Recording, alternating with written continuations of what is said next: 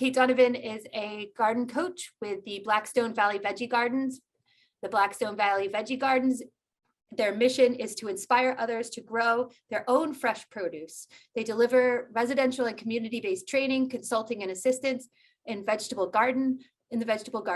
They are dedicated to the belief that most people should have the knowledge and opportunity to grow wholesome fruits and veggies in containers, raised beds, or in-ground gardens. And tonight, she's going to cover the life cycle of seeds. This presentation is all about sowing, harvesting, and storing seeds. And audience members will learn about all types of seed starting, as well as which seeds to harvest and how to store them to add to your sustainable life. So thank you so much, Kate Donovan, for joining us tonight. I really appreciate it, and enjoy, everyone. Thank you. Let me start the presentation. Okay. Oh, and as a reminder, everybody, if you have questions, please send them to the chat and we'll read them. Okay, I'm visible, right? My screen? Yep. Okay, perfect. So I have one more thing to add to my resume that I didn't do. I didn't have back when I wrote it up. I actually started a new garden club for my town, Blackstone and Millville. There's a need for garden clubs in this area because it's very rural. And we have gardening in our DNA, gardening and farming in our DNA. But a lot of the garden clubs are dying off. They're mostly women, mostly retirees, and they do a lot of flowers. Well, we do a whole bunch of stuff from, we support a community garden that gives all the food to the food pantry. We do a lot of mentoring, et cetera, et cetera. So anyway, it's all good. That's a nonprofit part of my life. So I have 21 different, I think 21, maybe 22 different presentations on gardening. The majority of them are on food growing and sustainability. So I also, as part of the package that I give to the libraries, garden clubs, and senior centers and people that host me, I do give the presentation via email. If we were in a room together, before COVID, I would hand a sign-up sheet and you would give me your email and I would send you the PowerPoint. But we're not there, so you'll have to send me the your email so that I can forward you the PowerPoint. So this is my name again, Kate Donovan. This is my email, and this is my website. My website also has a contact us link, which is which you can type in and send me an email, tell me what you want, and you also ask me any questions about gardening.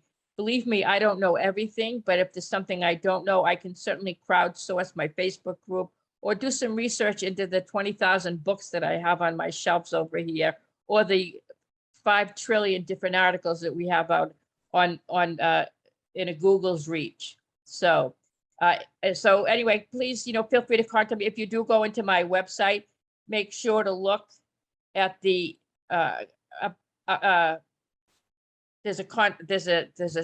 one of the pages is upcoming events, because we have a lot of Zoom events, perhaps something that Chelmsford isn't running, but another group is. Also, there's links to our YouTube, and we have a lot of videos out there.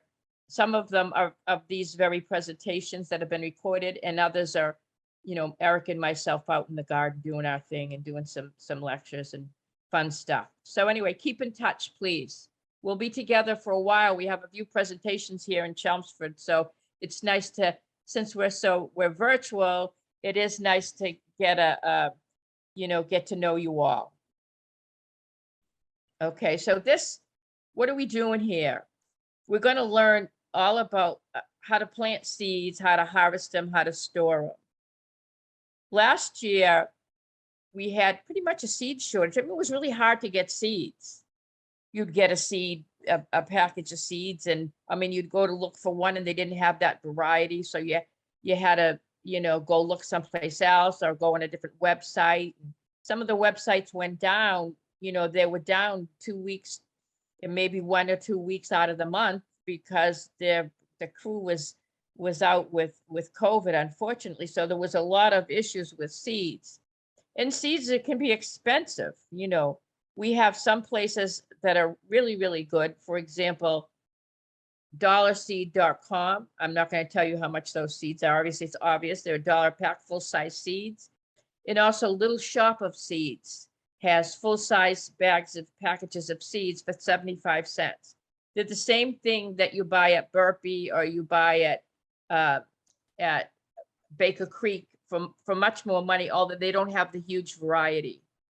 But you can get them less expensively. And also you can save your own, and that's what we're going to be talking about. Save your own. Because one thing you know for sure, if you have some carrots that grew really well for you and you save the seeds, you know the seeds are going to grow really well because they're acclimated to our environment and their parents already been, did well here. So you know that the best way to have a sustainable garden is to save your own seeds. Now, before you plant, when you go and I get a lot of questions from people, and I don't mind. But when I get a lot of questions, what I do is I'm more apt, instead of to tell you the answers, to send you to the resource. Because if you're serious about being sustainable and growing food, there's a few things you have to know. One of them is your hardiness zone. Now, because anytime you say, when do I start my carrots? When do I start my tomatoes? When do I start a specific seed? That all depends on your hardiness zone. Can I grow figs in my, can I grow such and such a flower? And you have to know, and you have to tell in the Google search, you have to specify that you're in zone 6A. And I'll explain a little bit about that. But that is the determination that's made by the United States to a Department of Agriculture to give an idea of where you are and where your freeze zone is, and where you find the time zone that you finally are able to plant. So also what you need to know about planting seeds is, what are your cool weather crops? What are your warm weather crops? You can be a really good gardener, but if you plant watermelon seeds in March in New England, I'm sorry, but those are going to die long before they even germinate.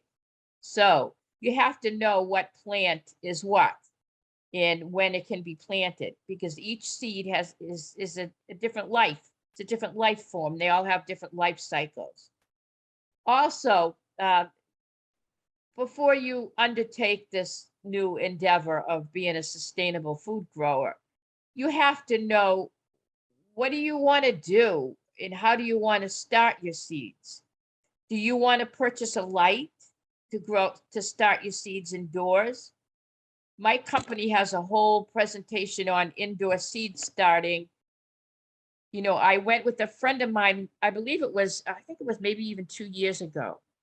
She wanted to start up and she wanted to be more sustainable, and she wanted to get an LED light, because those are pretty much the standard now. They used to have I have the fluorescents, but they run a little bit warm and they can damage your seedlings if you're not careful about them. But she wanted to get a good sized light that could grow a couple of flats of crops underneath. So we went to Job Lot and got one for $24. Now, of course, in the last couple of years, prices have gone up. So I doubt it's probably more than 30, but you can get it. And in your grow lights that you get are specific to growing. They have, there's a certain spectrum in that light that allows for the light to emulate the sunlight, so that you have a better opportunity, your plants have a better opportunity to thrive. Also, we were talking before the presentation started, I have a lot of plants that I sowed already, seeds that I sowed already. I used a presentation called milk jug sowing, also known as winter sowing. And I have a little video to share with you on milk jug sowing. I advise everybody to do it if you're a cheapskate and you don't want to, be bottlenecked with all that work starting your seeds under lights. Also, direct sowing, there are a lot of plants that you can grow that you don't need to start the seeds at all. For example, beans, peas, lettuce, cucumber, any kind of squash, can all be direct sown in the ground. If you're smart about it, I mean, you may want to get a head start, and you're more than welcome to do that, but make sure you follow the instructions for that particular plant. For example, you're supposed to start tomatoes probably, I don't know, maybe eight weeks before you plant them out. But if you plant a cucumber 8 weeks before you plant it out, it won't like it. It will probably die on you. It'll struggle. So read the instructions about the particular plant that you're growing before you undertake it. And you have to have a calendar. This week I have to start my beet seeds, and next week I have to, harvest my such and such, whatever it is. You really have to keep a calendar. A lot of people have there's a template you can pull into Microsoft Word, or you can just make the updates on a $3 calendar that you get. And but make sure you write everything down. This is I don't know what you are. I think you may be, most of New England is zone 6, unless you're in the mountains, and I know you're not. I used to live in Hudson. It's not too far from you guys. I think you're in zone 6A, same as me. And this is the little schedule that I have for you. And please send me your email, and I'll send you this schedule for a lot of the plants that you commonly would grow in this environment. For example, and it has a nice little legend up here. Start the seeds indoors is the orange, and then plant or transplant outdoors in the yellow, and then harvest in the green. So there's a couple of things you notice about a few crops. One of them is kale. You know that kale likes the cool weather, so you can start it in March. It doesn't mind. It laughs at the cold. You try to start a eggplant in the cold weather, and it'll just shrivel up and do nothing. But the kale seems to really thrive. You can start your kale. You can transplant it outdoors mid-March. And then, it doesn't really do that well. They kind of languish in the summertime. So you might as well pull it in May, and then come September, you can plant it again, and then you'll have it harvested right through to Thanksgiving. Yes, I do harvest. I do eat from my garden for about 10 months out of the year. I actually went out today to see if I could dig up any of my carrots, but they were frozen over. Unfortunately, that happens. So lettuce, the same thing. You have 2 different crops of lettuce that you can start, actually 4 different crops of lettuce. You succession plant. You don't want it to, and the other thing about lettuce, or any type of seed like that, is you don't want, lettuce has a tendency to come up and die. It hits the cool, the warm weather, and it goes to seed on you. Bolts to seed, they call it. So whatever you do, if you're going to plant lettuce or any green, try to plant more than one kind, so you'll have a steady stream, and they won't all come to fruition at the same time, because some crops like lettuce, they're very hard to store. If it's, I don't know, I'm trying to think, if it's spinach, you can dehydrate it, you can freeze it or whatever, but good luck doing that with lettuce. It's not gonna hold up well. So anyway, you'll see these, and you see there's several plants that have more than one growing cycle, and that's called succession planting, and you can do that as well. That's just one little cheat sheet. And I told you about the hardiness map, and we have to know what zone we're in, because when we buy a seed, you want to buy a seed, and you say, well, when do I plant this seed? It'll tell you if you're in zone 6, you plant it at a specific time.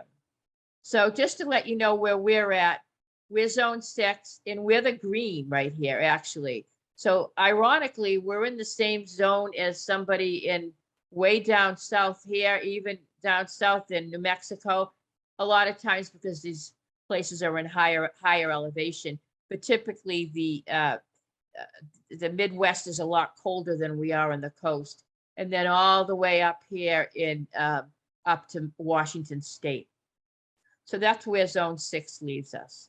There are actually gardening groups that pertain to, yeah, I think I'm actually in a zone 6 gardening group.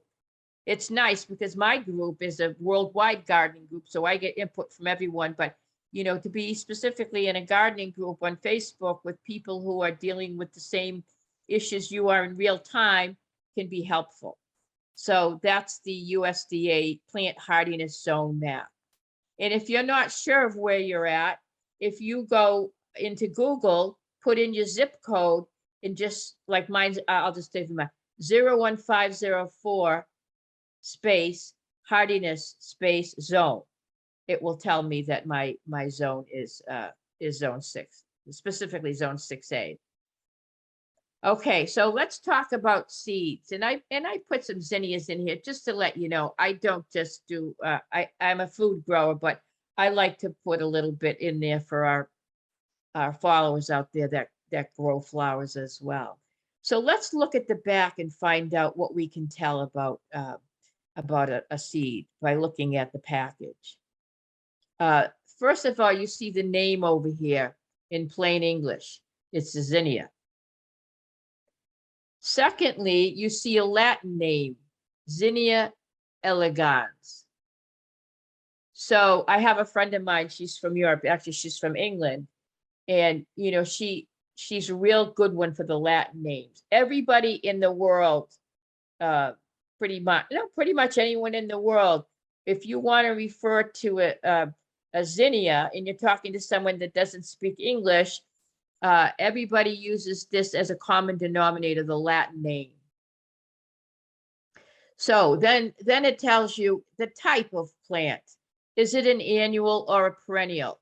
This is a zinnia. A zinnia is an annual, which means that it has a 1-year life cycle. Your zinnias may come up again, but actually it's because the seeds drop and they're coming back from seed. The root does not stay viable for more than 1 year. And that's the difference between an annual and a perennial. There's another one called a biennial that has a 2-year life cycle. It's really a short life cycle perennial, a 2-year life cycle. So also you see the plant depth. This is 1/4 inch. Let me tell you, if you decide you're going to plant zinnias and you plant them down deep, like you plant a corn seed, you know, you plant them down 1.5 inches into the ground, the seed is not going to be able to find its way up to search for the sun. It'll die. It'll rot. The whole seed will rot out and it won't be viable. So this is very important to understand the planting depth and not to plant too deep. And if you plant too shallow, a lot of times the plant grows a little and then it tips over. So really be cognitive of your planting depth. Another thing, thin to. Thin to is the distance between plants. When you grow zinnias, you make sure they're 6 inches apart from one another.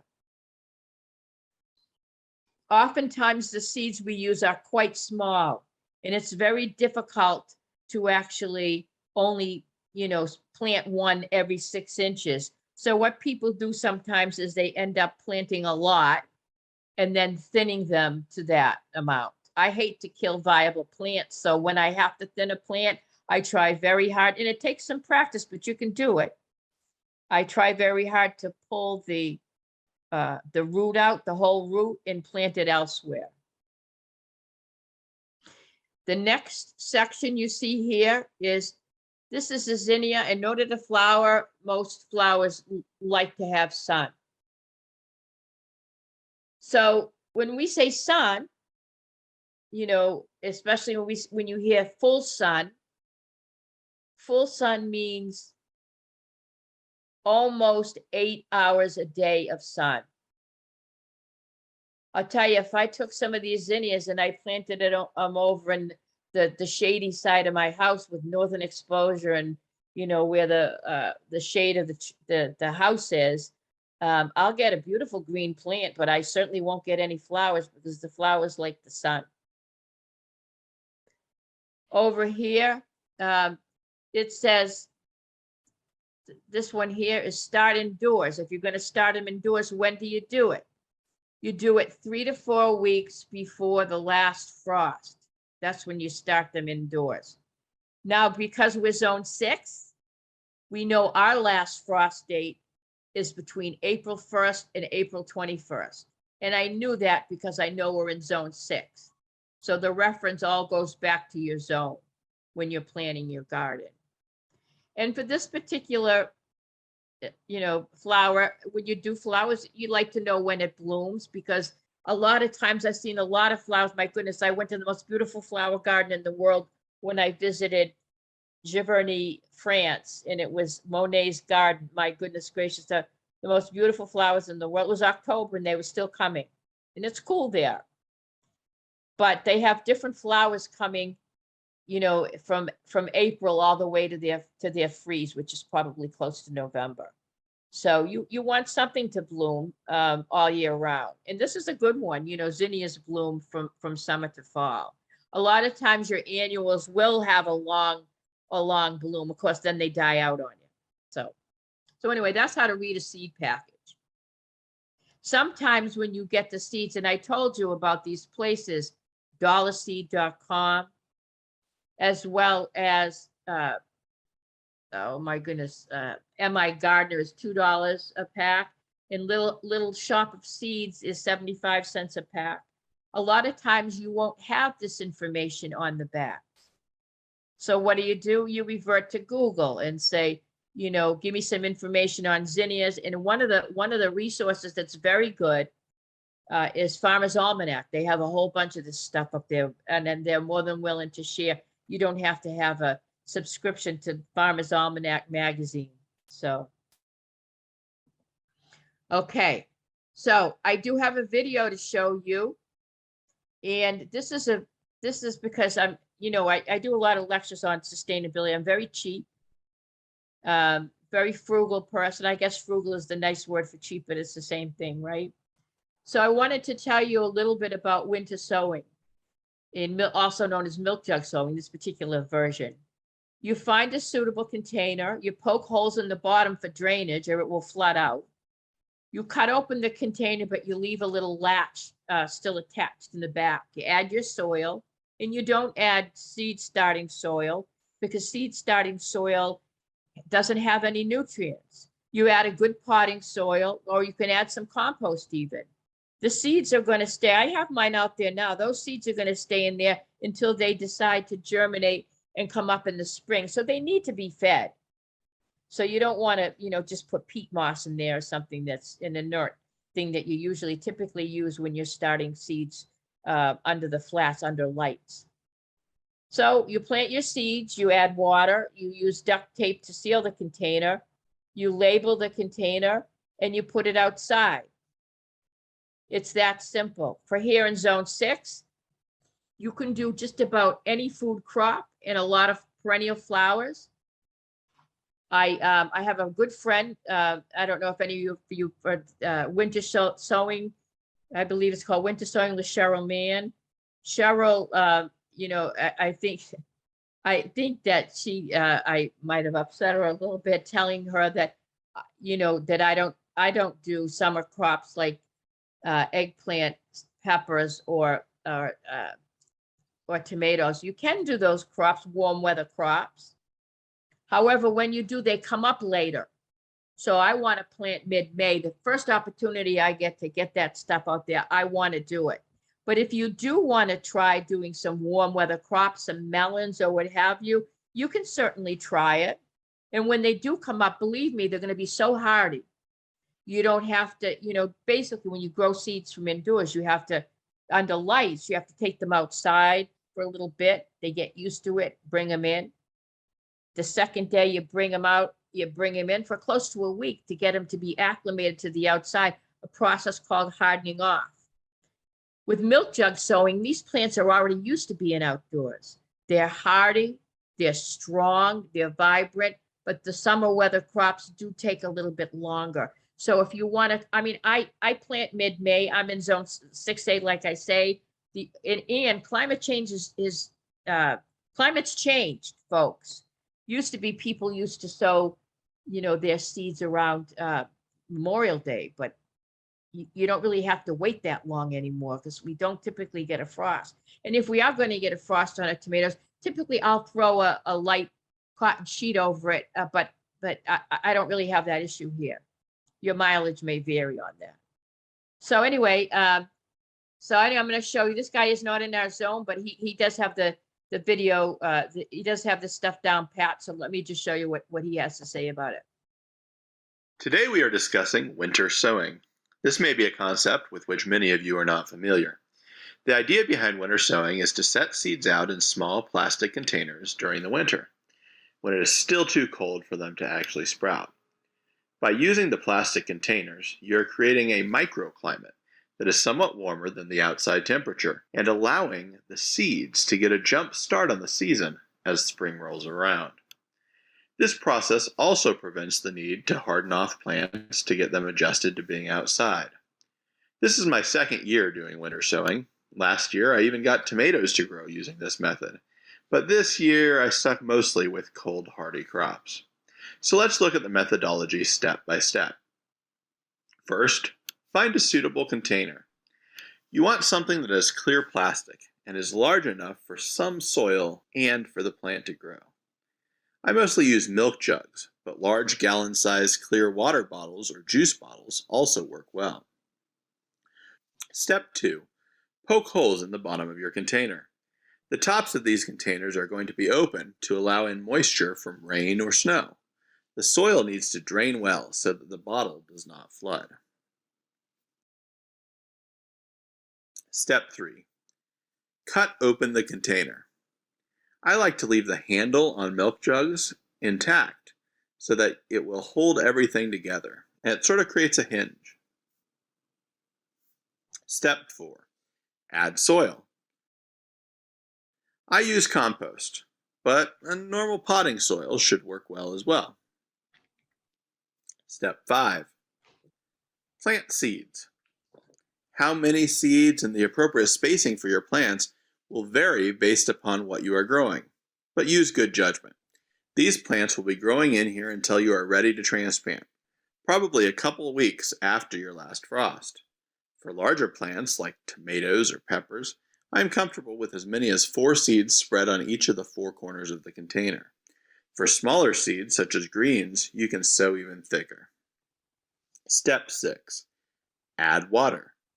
If you are putting these out close to when you want them to start germinating, you will want to make sure the soil is well moistened. Step 7. Use duct tape to close the container. You want to try to seal this as best you can. Step 8. Use a permanent marker to label the outside of the container. I suggest writing on the duct tape. Put a label inside of the container. I use popsicle sticks. Step 9. Place the plant outside. While this technique can be used any time of the year when you want to create a microclimate a bit warmer and more humid than the surrounding air, when winter sowing, you should generally put plants out before your last hard frost. By hard frost, I mean a period of more than 4 hours where the temperature is less than 25 degrees. Some people will let their winter sowing stay outside through most of the winter, but in climates where you have some particularly warm spells which are followed by hard frosts, the warming may trigger germination and then kill your plants in the frost. If I am planning to put my winter sowing containers out early, I often skip the watering step after planting the seeds to help prevent the early trigger of germination. As you are getting close to the last hard frost, and in the days that follow, you will want to make sure that your containers are getting moisture. Early spring often is a pretty moist period, so you may not have to supplementally water, but keep an eye on your precipitation during that period. This year I planted snow peas, beets, rutabagas, spinach, and turnips using this method. Tomorrow I will show you how they all did and if they're ready for transplant. I also am planting our golden crispy melon today, using this method, and will let you know in the future episodes how it does. Have you ever done winter sowing? Let me know in the comments below what you like or dislike about the method. Are there any varieties that just don't seem to work for you when you try to use winter sowing? Okay. All right. So as I say, I leave them out there. When I hear winter, what winter to me is, I believe it's December 21st. I leave them out there and I very rarely have a problem. The ones that I do here in our zone, all my brassica plants, my kale, my cabbage, my broccoli, my cauliflower. Kale, I'm missing something. I know I'm missing Brussels sprouts, also spinach, and any type of allium, chives, chives, onions, garlic, leeks, they all do. I mean, excuse me, not garlic. Garlic you plant in the fall directly, the cloves in the ground. Onion, chives, and scallions, leeks, they do very well with this method. So try the summer ones as well if you want. This is a light. And if you see this little pulley here, and this is what it is too, it's a pulley. When you first plant your seeds, sow your seeds, believe it or not, you want to give them light. You really want to take care of them. They don't need light. It sounds funny, but when you plant your seeds, they don't need light. They do need a warm area. And if you have a seed mat, you can pick up a seed mat for like $25 for a good size one on Amazon or Home Depot, Lowe's, any of those places have them as well. And then once the seeds pop, they're ready to go under the lights. Okay, so set up a lighted seed area and gather your growing containers. They sell the flats, like I say, you see under here, it's like a grid, and you fill it up with soil, with seed starting mix. You always use seed starting mix when you do this. Seed starting mix is as I say, for this method, it doesn't have a lot of nutrients in it. It doesn't need a lot of nutrients. You're going to be transplanting these plants into the garden. This is just to start them up. And you don't want to give them anything too strong because you can kill them. You can burn them. You don't want to do that. It's like, I have a little granddaughter's 2 months old. I certainly wouldn't serve her a steak. Steak has a lot of nutrition, but it's something that her little body wouldn't know what to do with. The same thing here. You can do more damage by using a soil that's too rich. So anyway, you prepare your seed starting soil. Sow your seeds according to the instructions on the package. Keep them moist. Keep them moist by spraying them, or you can actually bottom water them if you have a self-watering planters. But basically, you can just use a sprayer, and you don't have to buy one. You can use one that you get at, that you use for the Windex, and then when it's empty, you can just clean it out real good. And, use a regular spray container, something from with a bathroom cleaner. It doesn't matter. You're going to clean it out anyway.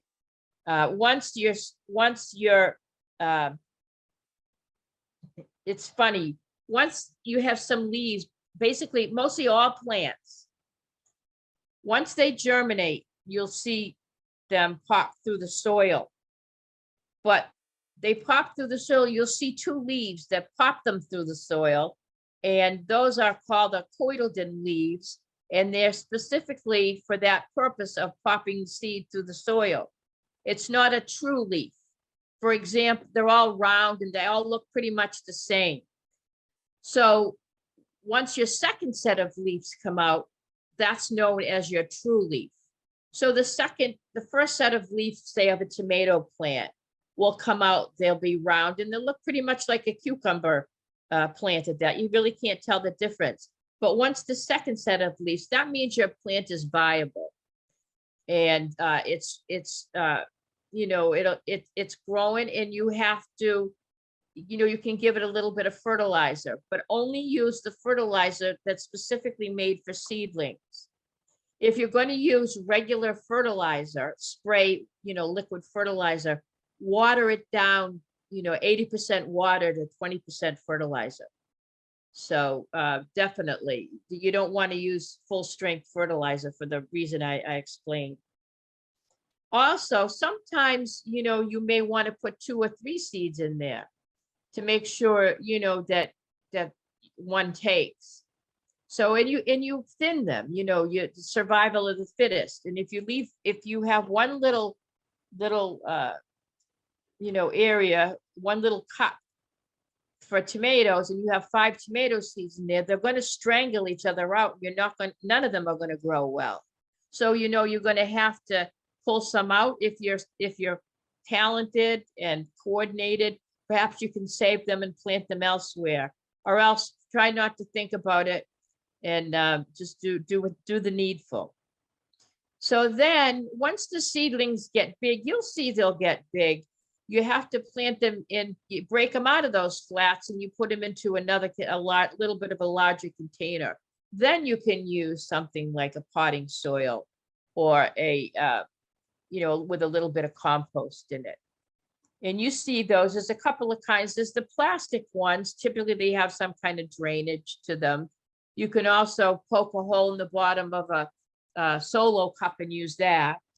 However, you have to make sure there's drainage. Okay. Then right before you have your instructions on that particular plant, when it's supposed to be planted. So about a week before you're going to plant it outdoors, start taking it in and taking it out and make sure it's acclimated. It's used to being in that sunny area, the lighted area in your basement or however you have your light set up. It's not used to the wind. It's not used to the rain. So you really have to make sure you adjust it or it'll go into shock and die on you. What a horrible thing. That's happened to me. I've had plants that I've brought them outdoors to harden up. We had an exceptionally warm day. It was like 90 degrees. I forgot to take them in. They all fried. I mean, it's horrible. It's horrible. I had to buy tomatoes. I was mortified. Trust me. So anyway, then you transplant your seedlings in the garden after you acclimate them, called hardening off. Sowing method. Tomatoes. So I'm a food grower. So tomatoes, eggplants, and peppers are nightshades. They can't be directly sown in the garden because our soil warms up too late in the season. And by if you leave them in the ground to pop, to germinate, they'll come up probably June, and then maybe in September they'll start to bear fruit or start to bear fruit. And then we'll have a hard freeze before you get the lion's share of the fruit. So you can buy them at the store, or you can certainly start them from seed under lights. Kale, cabbage, cauliflower, broccoli, and Brussels sprouts, those are your brassicas. They can also be started under lights, or the milk jug method. And as I said, the milk jug method, your plants will be slower. They'll be smaller, but they'll certainly catch up first. No need to harden them off, very hardy. In the cheapskates way. And you know what? When you don't have to use milk jugs, you can use juice jugs, or you can use the 2-gallon container people use for water. But it's good to give that plastic a second life. And you can actually clean them out and use them the next season. We have far too much plastic in our environment. And it's really hurting the environment. So and if you don't have any, I ask my neighbors, you save me those jugs. I try to decrease my footprint, my carbon footprint, but I'm not too proud to ask for them. So also, there are people that do this differently. This is my mileage. This is my, analysis. Carrots, beets, turnips, those are root veggies. They should be sown directly in the garden when it's time. Why? Because they have long, thin roots, and it's so easy to make one go crooked, and then it ends up dying on you. And they don't take that long. So I would just direct sow those right outside. Peas and beans, they're legumes, very healthy for you, or vegetarians use them as meat substitutes. You can grow them outside as well. You can grow them indoors, they'll take, but your pea, once it gets going, it can grow 2 or 3 inches in a day. They're going to tangle and they're very hard to deal with. So it's easiest to grow them outdoors, unless you really want to try it. You can certainly try it. Melon, cucumber, squash, and melon, cucumber, squash are in the cucurbit family. And then also corn, you can direct sow them or you can start them indoors. Sometimes they get too big and hard to keep indoors. They don't like being outdoors. So I would start them 2 or 3 weeks before the calendar tells you that you're supposed to plant them outside. They can't be, you can't do them, 8 weeks in advance like you do your cucumber, your tomatoes. They won't live. They'll die on you. Spinach, chard, and arugula, your greens, they can be grown pretty much any method. So let's talk about cross-pollination. Okay, I tell you to save your seeds.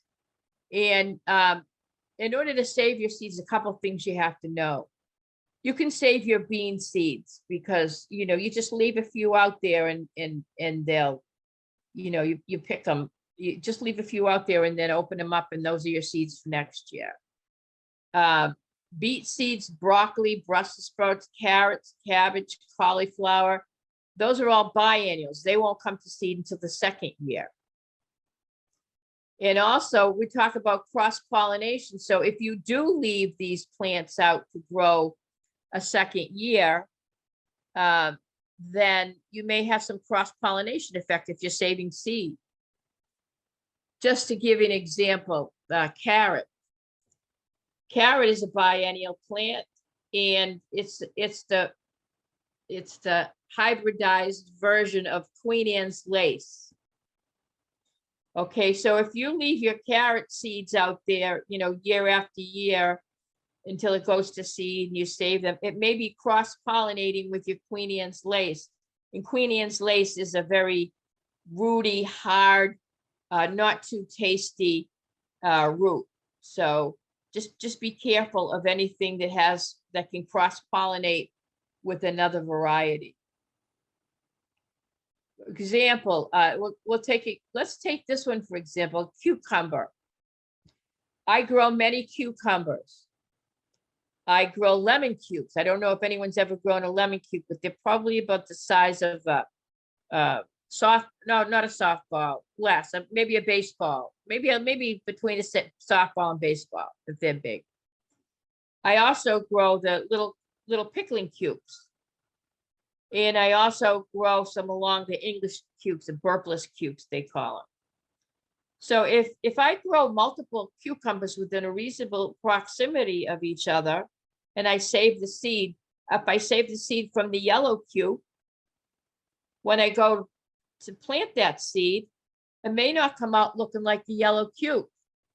It may look like a yellow, half yellow cube and half, and half English cube. So that would be pretty different. So you don't typically only plant one type of cucumber. However, if you do plant more than one type of cucumber, which I insist on doing, I just buy new seed every year. The more cross-pollination things to be concerned with. Hot peppers, if you save the seeds from your peppers, your jalapenos and your bell peppers, the seeds may cross-pollinate with one another. And here's one, the most notorious cross-pollinators are your squash, melon, and cucumbers. They're in the cucurbit family. This is because they have a male flower and a female flower. And they're pollinated by the wind. So I'm just going to tell you how to read this matrix. This is just a reference material. And as I say, this is a lot of material here. Seeds are not easy to teach, teach in 1 hour. Trust me, I could have a lot more material on. So, but just explain this. A straight neck squash, the yellow, they call them summer squash, as opposed to a crooked neck squash, which is almost the same thing, but the neck is different. It's in the family Cucurbita pepo.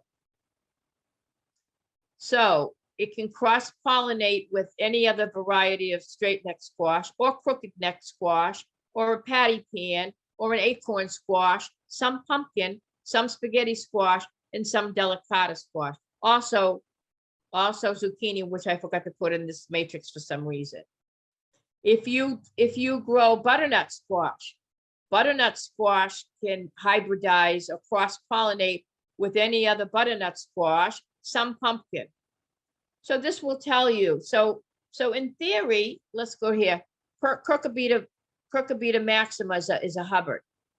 There's nothing but, I think Hubbard squash is delicious, and they're big, so one will last you quite a few pies, breads. You know, I cut them up. I cut them up into fries and put them in the air fryer and make French fries out of them. So Hubbard squash, it will cross-pollinate with the buttercup, some pumpkin, and other types of Hubbard squash. So if you want to keep the integrity of your plant, you'll only grow one Cucurbita maxima, one Cucurbita pepper, one of each variety. But if you do, want to grow several different types of squash, you can, just don't save the seed. Same thing, same thing with your, this is just a updated, up and close and personal cross-pollination matrix of the brassicas. So in theory, you can have some hybridize some turnips with some bok choy. I don't know what that would look like, but it might not be pleasant. You have green mustard and red mustard, but they could cross-pollinate, and maybe you'll have a brown mustard plant. Mustard's a great crop, great brassica, very tasty, leaves are nice and tender and sweet. So heirloom plants, let's talk about heirloom plants. Heirloom plants have been grown and the seeds have been saved for several generations. Heirloom varieties are open pollinated, which means unlike hybrids, the seeds you collect from year to year will have the same characteristics as the parent plant.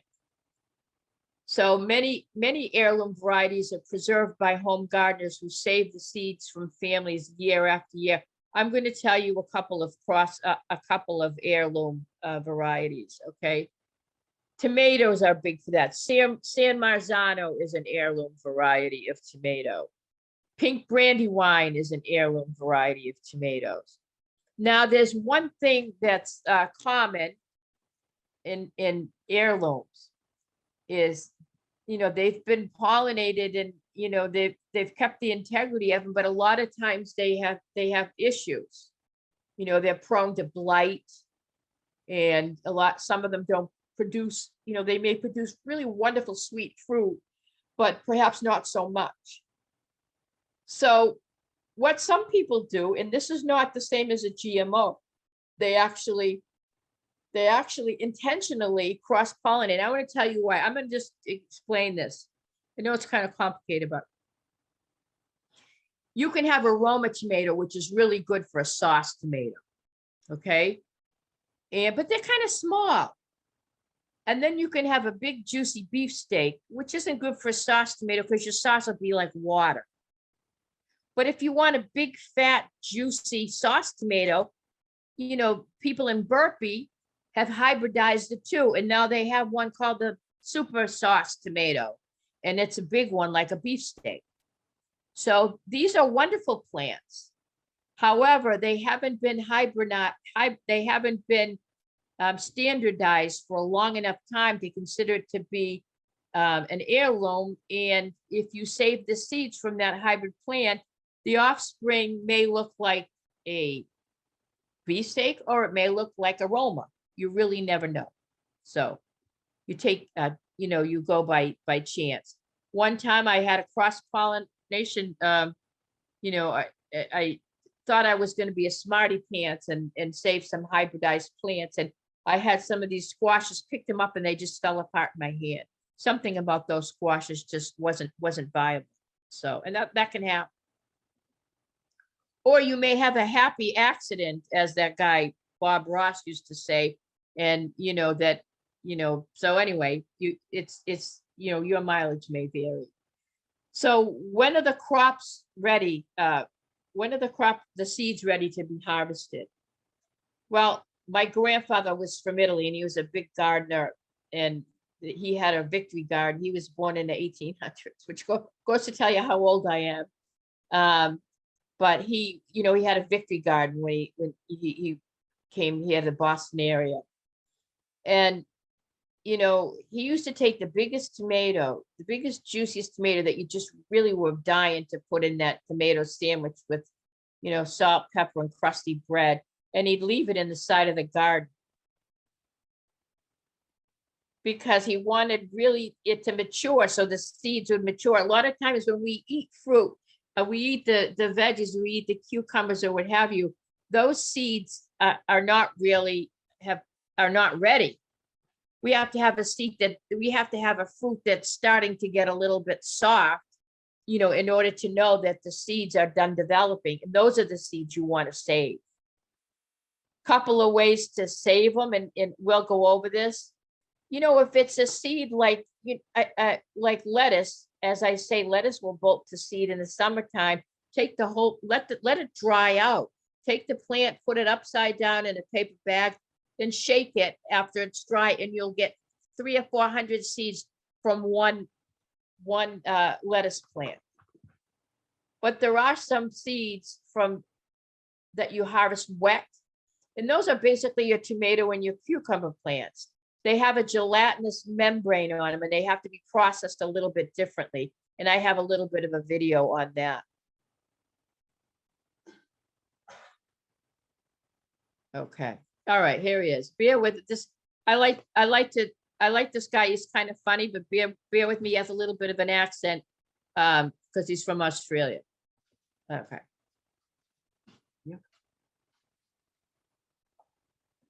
Been busy saving some seeds from a few different plants in the garden over the last couple of weeks, and I thought I'd bring you along and start to show you how we're collecting the seeds for next spring's plantings for us.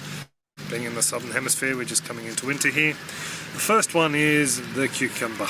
These are seeds, these are seeds from the Gympie Gold cucumber behind me. You can probably see just up there a large yellow lump. That's actually one of the fruits that's very mature. It's coming on to almost ready to fall off the vine. We're letting them go on the vine as long as we can to make sure we can get as many viable seeds as possible from it. We'll be sharing these, so that's why I'm letting that one hang a little bit longer. This variety is very hardy, especially here in the subtropics. It was actually developed in Gympie, hence the name Gympie Gold, which is just north from us, about a 2-hour drive. So the reason I liked these guys is they were extremely fruit fly resistant, and the only problem we did have with fruit flies when a caterpillar bored into the fruit, little fruit flies found the hole that the caterpillar left and went in and laid the eggs, and that cucumber just ended up being a mess. Very goopy inside, so I just cut it open and gave it to the chooks, and they got a nice treat. So I've ended up collecting a fair few of these seeds, and I'm pretty happy with what we've got. We'll be able to share a few around to different people. Also have that one and another one upstairs, so we'll end up with more than enough seed, I think. So anyway, let's get to it, and I'll show you how I collected these guys and prepared them. So what I have here is a cucumber, about a third of the one that we're going to use in the salad tonight. So all I'm going to do is cut him open. So to grab these seeds out, it's pretty much all as easy as just getting your spoon, little teaspoon, and just scraping them out like that. And I'll show you what these little seeds look like. Don't know if you can make that out, but it actually has a little bit of a gel sac around it.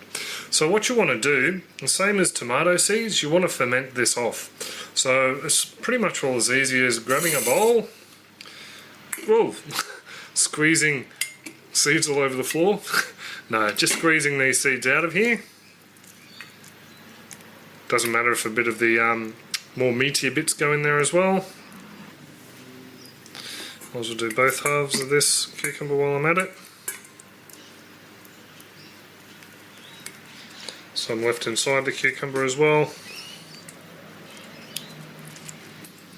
So once you've collected all your seeds, this isn't going to waste. We're actually going to put that in tonight's salad, so I'll just stick that to one side. Once you get these guys into the bowl, it's just a matter of adding a little bit of extra moisture and letting them sit for a day or two.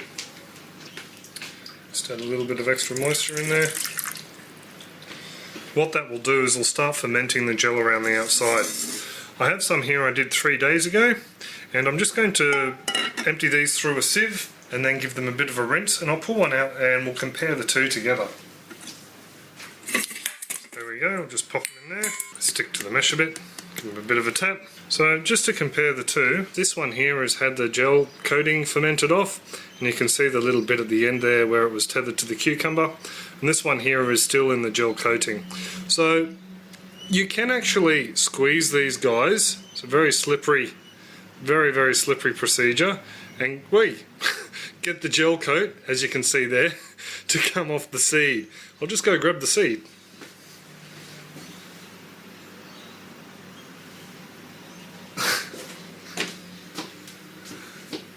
There you go, there's the seed. So you can actually just squeeze this little gel sac off and you end up with a nice, fairly clean seed.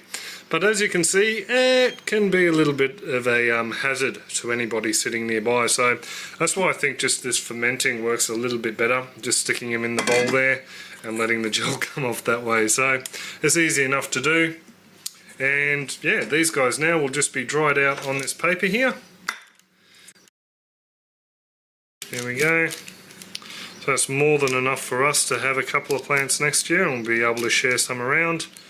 And we have 3 more fruit on the vine, so we'll be able to get some seeds from them as well, hopefully. And there's the next batch just fermenting there. So saving cucumber seeds is pretty easy, really. And the chooks get to have a bit of a treat. So yeah, the interesting thing about that, as I said, is that the cucumbers and the cucumbers and tomatoes both have a gelatinous sac, and you have to soak them off for a day or 2. So, and there's actually mold that comes to the top. It looks whitish, and that's okay. That's part of the process. So, storing seeds. Let's talk about storing seeds. The secret to successful seed storing is cool and dry. You know, cool and dry. You know, if you have a, and I say cold and dry as well. If you have a freezer and enough room to put your seeds in it, definitely use a sealer meal or a food saver, and seal up the whole bag full of different types of seeds and store them in there for the next year. You're great. Other than that, I suggest in your basement or your cool garage, don't worry about them freezing. They don't care. As a matter of fact, some seeds are better when they're cold stratified. That's what they call them. Some seeds won't grow unless they're frozen first. So away from any light source, because when what happens when seeds see the light? When seeds see the light, they try to grow towards it. So you may have some blooming, or when I say cool, it's because when seeds reach a certain temperature, they want to germinate as well. So cool and dry, or cold and dry, and freezing is optional. Now, how long do seeds last? This is a list, and this I'm sure isn't complete because there's like 50,000 gazillion different plants you can grow. But this is just an average. For example, Brussels sprout seeds last for 4 years. Tomato seeds last an average of 4 years. Watermelon seeds 4 years. But you notice onions, parsley, parsnips, they're very tiny, flimsy seeds, and typically they only last a year. But you know what? There's no hard and fast rule on that. So if you have some onions and you didn't grow them, instead of putting, one onion seed in a hole, put 2 in a hole and see what you get. So not all of them in the pack are going to die at once. So in over time, the viability, the germination rate goes lower. But by all means, don't throw your seeds away. But on the average, I'd say on the average, you can say if you have to do an average, seeds last about 3 years. So when at the end of the year, when you see a store, and you see them a lot. Christmas Tree Shop has them, Job Lot has them.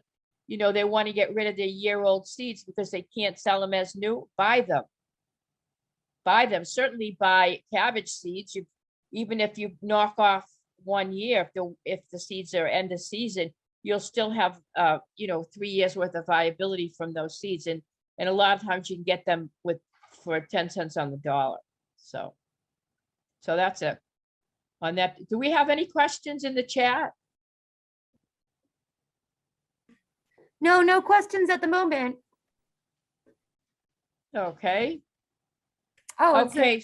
yeah, if anybody has any questions, it's just a small group at the moment. So if you want to just unmute yourselves, Yeah, um, that's fine. or if you raise your hand, I can allow you to talk, or you can type into the chat, and we can wait a couple of minutes for that.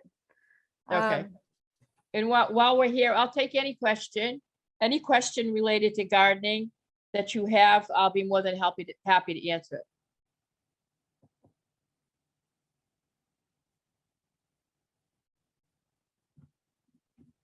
And while I'm here, I'm going to type my website in there, Veggie Gardens.com. Blackstone Valley Veggie Gardens.com. Oh, here's a couple of messages. Yes, I do, Angel. Thank you very much for asking. Do I have tips for preventing veggie starts from getting leggy? Veggie starts get leggy because they're searching towards the light. First of all, as I suggested, before the germination takes place, vegetables, any kind of seed does not multitask well. Either it's growing root, or it's growing, it's in volume, or it's bearing fruit, or what have you. So in the initial stage, when you plant it, you want it to start growing down to give you some root, some foundation. So you don't put it under any light until it germinates. And when it germinates, what you do is you put that light directly above, those, let me see if I can pull that one up. Bear with me here. This slide. This is adjustable. This light goes up and down. So when the seeds first germinate, you want to make sure they get a ton of light. If they get the light they need, they won't start trying to grow towards the light. They'll have plenty. They'll grow, they'll stay short. They'll start to thicken up, which is what they need to do. Because if they grow leggy, they're just going to burn out. So, so the secret is, don't give them any light until they germinate. And when they do germinate, keep the light directly above them and raise it up, as the plants grow. Any other questions? So Gabe, we had a question come into the Q&A module. Okay. It's from Anitha. She says, they say, can I grow using grocery store bought seeds, for example, from mustards, cilantro, etc.? If you bought seeds in the grocery store, so first of all, if you harvest seeds from grocery store purchases that you bought for food, a lot of times they are treated, and the seeds from those products will not germinate. So, but if you buy seeds from grocery store, a lot of times they have seeds, even 2 packs for $1 or what have you. Those should be fine. Mustard, cilantro, and all that. If you buy the seeds in the pack, they should be fine. A lot of times buying seeds is like buying perfume. It's all depends on the brand. I think there's inflation depending upon what the brand is. So Anitha, tips for succession planting. I can, and let me just give you a couple of examples for succession planting. As I say, carrot, beet, beans, peas, and what else? Beans, peas, carrot, beet, lettuce. Those plants, the minute, really, honestly, before they even come up, you can start planting another variety. And I would say to use different varieties because, so they don't all sprout at the same time. So, you need to have a little bit more room, and you need to be willing to pull out a plant that's still alive because it's no longer producing. It's at the end of its life cycle. It's hard for me to kill plants that are still alive just because they're starting to peter out. But if you have, what I do, just give you an example, peas. I love peas, I try not to eat a lot of meat. So peas, I start a bunch, purple ones, sugar snaps, all kinds of peas, potted peas.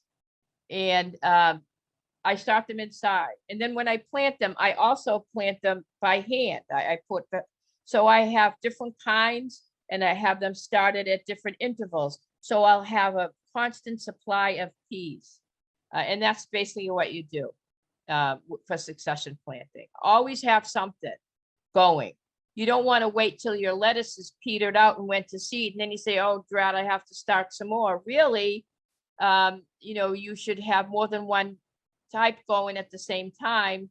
Carrot seeds are cheap. There's a million kinds, so they won't all fizzle out at the same time on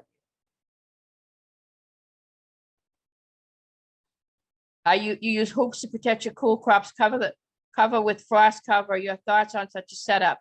You want to extend the lifetime of your plants. Hoops are great. You can use a garden fabric, which is basically white and porous.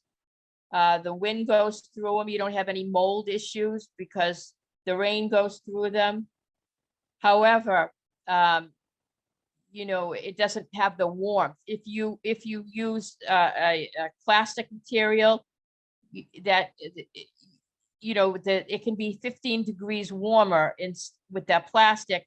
So you may have a tendency to damage some of your plants due to the heat. But it's a good idea. I have a greenhouse actually, so it is a good idea to use them. But there's the plastic, and then there's what they call garden fabric. And if you have the opportunity to look into both of those, that would be great. Any other questions? Let's go to the I think chat. Jeff put a question into the chat, which is Okay. what distance from the plants should the light be? And I think Angel did put in an answer there if you want to read through it and see if you have anything else to add to it. Yeah. Okay. Often have 72 count plug trays. There's often enough soil. Yeah. Directly above. So. Oh, sorry. best Never mind. type- I misunderstood. I thought he was answering. I thought they were answering, okay, but they're okay. two separate questions. Yeah. Yeah. Directly above, if you have a light that's, if you have the LED light, they're very cool. If you have the fluorescent light, I would say 6 inches above. But you can go lower with the newer lights. The LED lights are actually better. And they have a better spectrum, and you can go lower. And you can flood the plants with as much light as they need. Okay. What distance? So as low as you want with the LED, and 6 inches above with the fluorescent. Angel, often have used 72. Okay, enough soil near to start good plants, so you need bigger pot. Okay, 72 is a lot. Let me just explain a little bit about seed starting. You know, some plants come up fast and some plants come up slow. Celery can take 20 days to germinate. And, you know, corn can take 10 days and grows real tall. So you really, unless you want to grow 72 plants of the same size, you're better off to have a little bit of a smaller, you know, I have some, you know, flats that have 10. So I can put the same, basically you know, I'll put cabbage and broccoli together, or something that germinates at the same time. But 72 is a lot. And yes, usually they get too big. If you do them early and you want really nice big tomato plants, you're going to probably have to transplant them. And there's a couple of options. There's more than a couple, but plastic, you can use, as I say, your solo cups or your a good size, what do you call it? The yogurt container.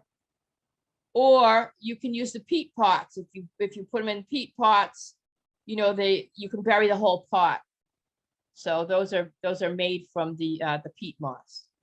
So, and you're right.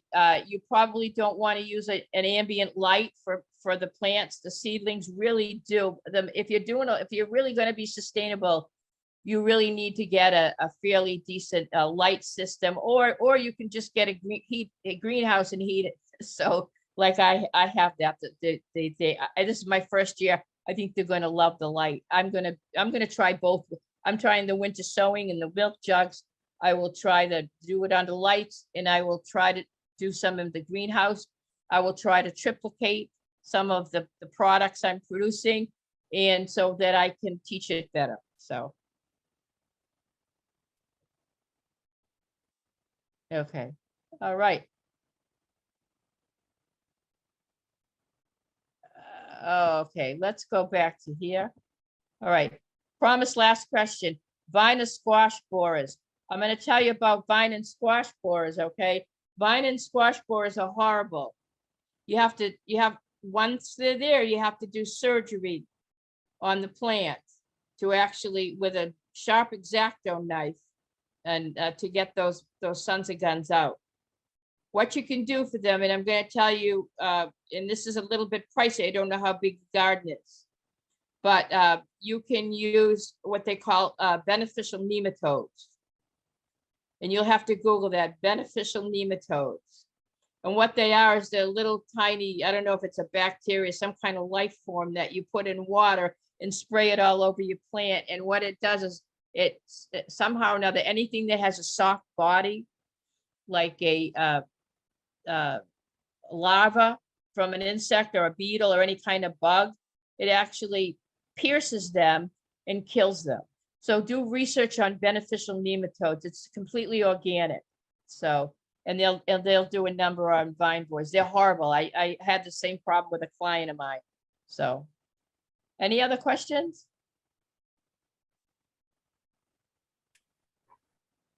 I don't think there were any others. Did you get to the second part of Anitha's question about tomato blight Oh, and blossom end rot?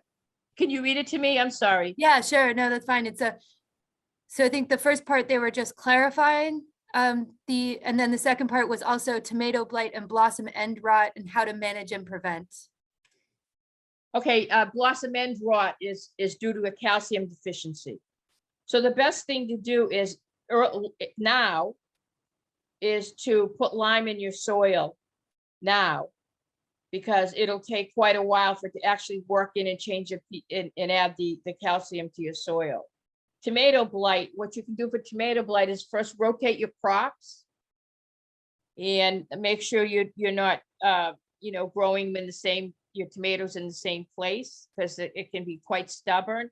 If you have a small bed or you're growing in containers, definitely swap out the soil. Do not save any product that's infected with the blight. Burn it or trash it and put it out in your trash, but do not put that stuff in your compost. You can treat the soil itself with diatomaceous earth, because that should also condition the soil. But as I say, you can use some lime that will, which is calcium something. Well, I'm not talking about lime from the juice, from the fruit. I mean, the calcium chloride or something and it actually has that, but you have to do it a few months before you plant. And also spacing. Blossom end rot, you have to make sure you space your plants properly, or they won't get watered properly, and therefore they won't absorb the calcium. So don't overcrowd your plants as well. And if you do get blossom end rot, you can't get rid of it on those, but what you can do is cut off all the affected branches and the affected fruit and try to manage it with a copper-based fungicide. So it's going to be an effort, but send me an email if you want. I put my contact information in the chat, and we can chat further on it if you want. Any other questions? No new questions came in. I'm going to share this recording with everybody who registered, so they may email out, they may reach out to you with more questions after they've had a chance to watch it. No, yep, that's great. All right. But that was very informative. I really appreciate all your time tonight. Thank you so much. And I think it was really helpful to the people who are watching. Thank you. We'll see you soon. Thank you. All right. Take care. Have a good night, everyone.